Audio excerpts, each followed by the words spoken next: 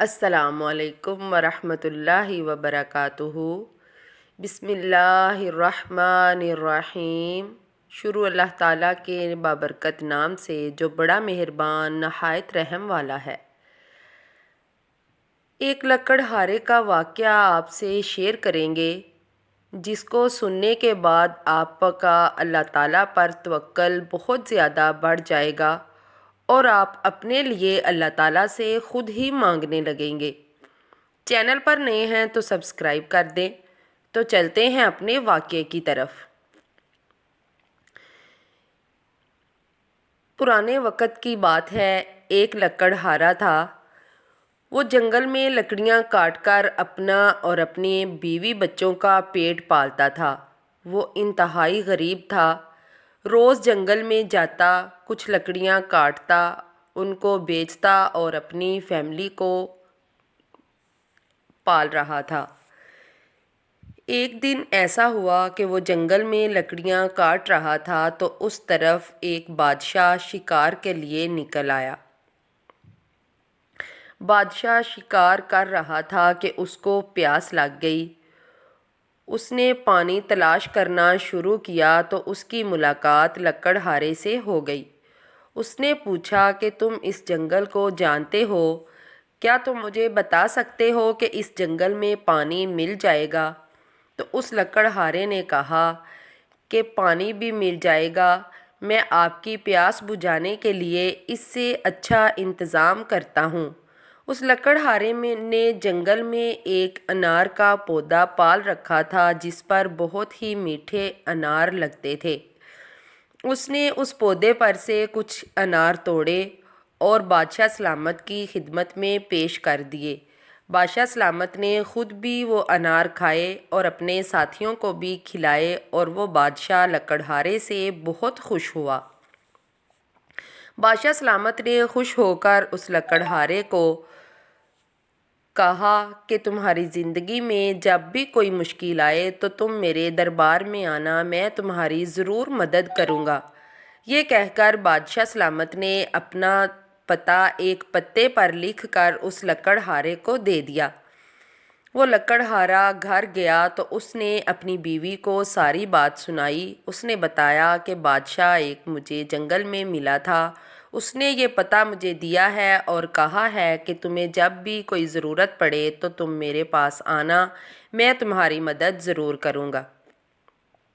بیوی یہ سن کر بہت خوش ہوئی اور اپنے شوہر کو کہنے لگی کہ تم جاتے کیوں نہیں؟ تم جاؤ اور بادشاہ سلامت کو بتاؤ کہ ہم کتنے غریب ہیں، کتنی مشکل سے ہم گزر بسر کر رہے ہیں، تو وہ تمہاری مدد کر دے گا اور ہمارے بھی حالات بدل جائیں گے۔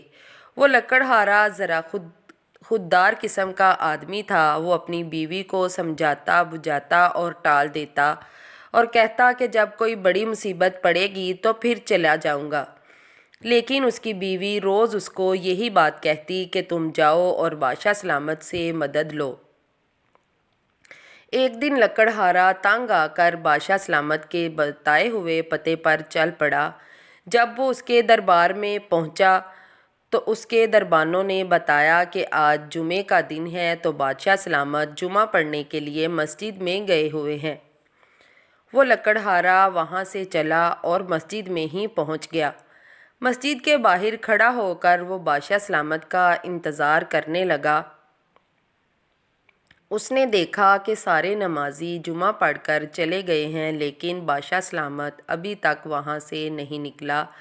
وہ باہر انتظار کرتا رہا۔ جب اس کا انتظار کر کر کے برا حال ہو گیا تو اس نے دربان سے پوچھا کہ بادشاہ سلامت مسجد سے باہر کیوں نہیں آ رہے؟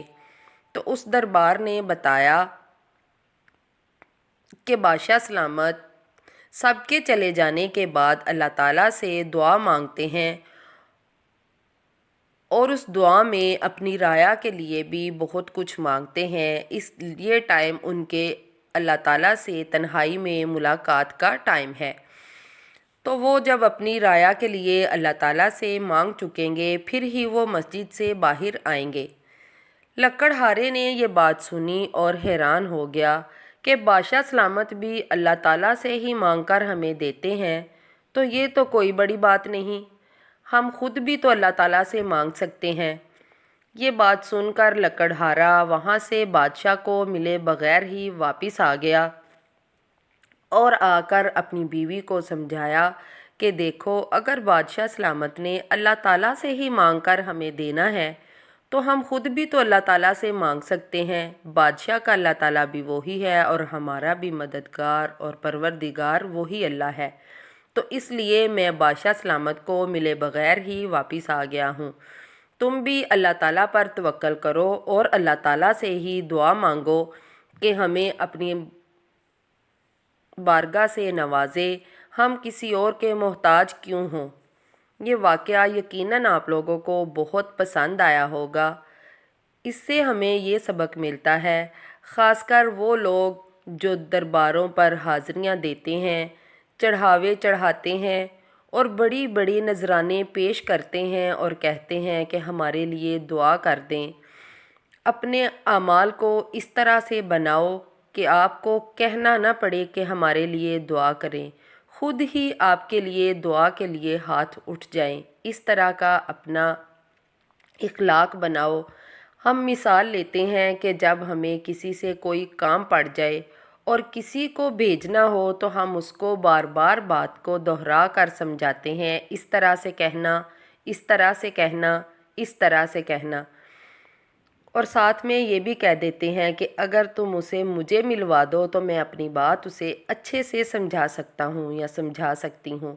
تو یہی مثال ہے کہ اگر ہم خود اللہ تعالیٰ سے بات کریں، اللہ تعالیٰ کو اپنی ضرورت بتائیں، اللہ تعالیٰ کے ساتھ اپنے مسائل کو شیئر کریں، تو اس طریقے سے ہمارے لیے کوئی بھی بات نہیں کر سکتا۔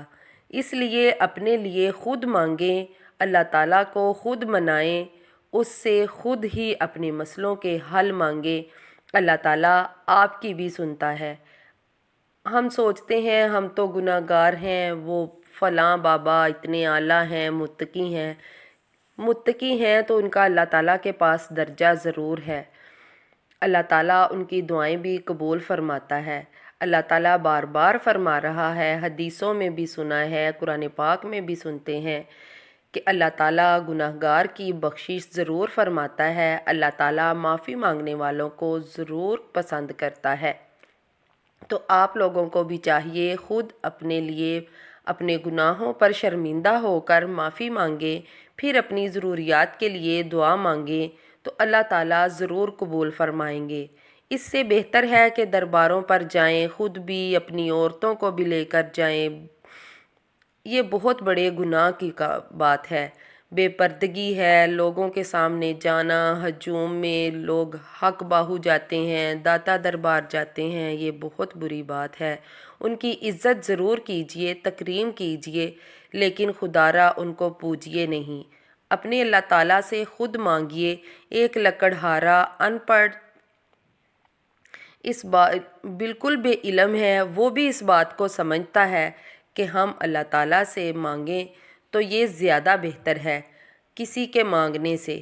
ہم خود اپنے لیے جو بات کر سکتے ہیں وہ کوئی ہمارے لیے بات نہیں کر سکتا۔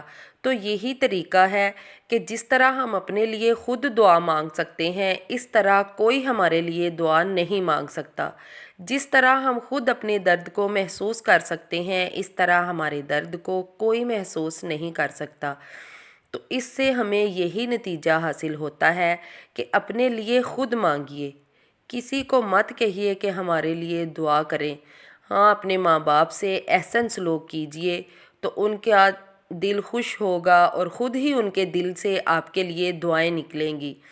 اپنے پڑوسیوں سے اچھا سلوک کیجیے، ان کے دل سے خود ہی آپ کے لیے دعائیں نکلیں گی۔ ایسی دعائیں سیدھی اللہ تعالیٰ کی بارگاہ میں قبول ہوتی ہیں۔ ان دعاؤں کی قبولیت میں کوئی شک نہیں رہتا۔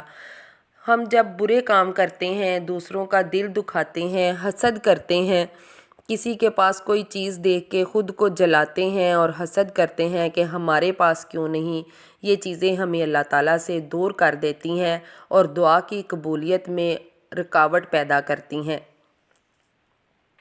آپ کو بھی چاہیے کہ اللہ تعالیٰ سے اپنے گناہوں کی معافی مانگیں، اپنی ضرورتوں کو اللہ تعالیٰ کے سامنے رکھیں، اپنی درخواستیں لکھ کر اللہ تعالیٰ کے سامنے پیش کریں، اس کو بتائیں کہ ہمیں کیا چاہیے، ہم کتنے پریشان ہیں، اس کے پاس ہماری ہر پریشانی کا حل ہے، وہ ہماری دعائیں ضرور قبول کرتا ہے۔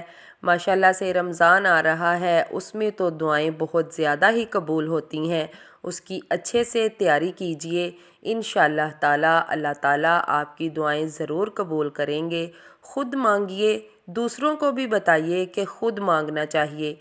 یہ پیسے لگانا، نذرانے پیش کرنا، یہ سب چھوڑ دیں، فضول کام ہے، ان سے پرہیز کیجئے۔ اللہ تعالیٰ کو سجدے میں گر گڑا کر منائیے، سب سے زیادہ آسان اللہ تعالیٰ کو منانا ہے۔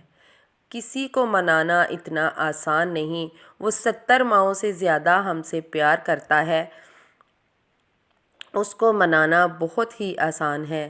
اپنے گناہوں پر شرمندہ ہوں، استغفار پڑھیں، اپنی روٹین میں اللہ تعالیٰ کے ذکر کو شامل کریں، چلتے پھرتے اپنی زبان کو اللہ تعالیٰ کی حمد و ثنا سے تر رکھیں، انشاءاللہ تعالیٰ ہمارے اللہ ہم سے راضی ہو جائیں گے۔ ہمیں بھی دعاؤں میں یاد رکھیے گا، ملیں گے انشاءاللہ اگلی ویڈیو میں، تب تک کے لیے اللہ حافظ۔